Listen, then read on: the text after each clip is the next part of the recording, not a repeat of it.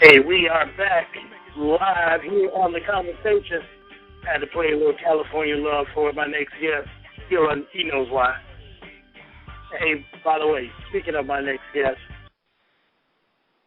he's a modern day Gordon Parks. He's written books, motivational speaker, entrepreneur, radio host, and transformational coach, just to name a few. We share a few things in common, like being raised by a single mother and grandmother and having roots in Cali. Yeah, I don't know about that. One thing's for sure, he's passionate about being passionate. Please give a big, huge round of applause to Dr. Will Moreland in the house. Welcome to the show, brother. Hey, man, thank you so much, Clark, for having me, man. Excited to be here.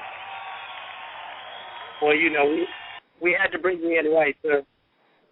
Man, I appreciate that California love. I live in Arizona, but Cali is definitely in my veins, man. Yes, sir. Hey, Doc, I'm going to jump right in, man. I read your bio, and I understand at birth you had some trials and tribulations to overcome. Tell our audience what those hurdles were, sir.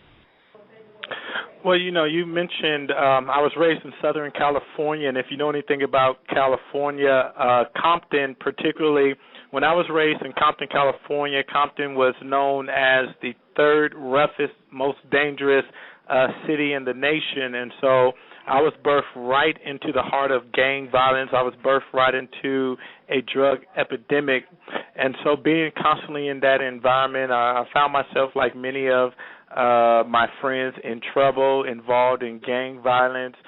Many of us got into stealing cars and selling drugs, and really, when my grandmother died at the age of 12, my life really went into a tailspin. She was the foundation for me. She was kind of the anchor, and I kind of lost a passion for living, after she died, and so that kind of sent me on a path of gang violence and just constantly getting into trouble until finally I found myself in front of a judge, and he was giving me the option of either going to jail or joining the United States military, man. Wow.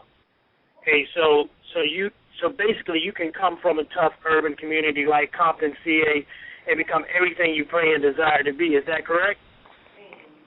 Oh, man, your past does not determine your future, but you do have to make the choices that lead you into a better future.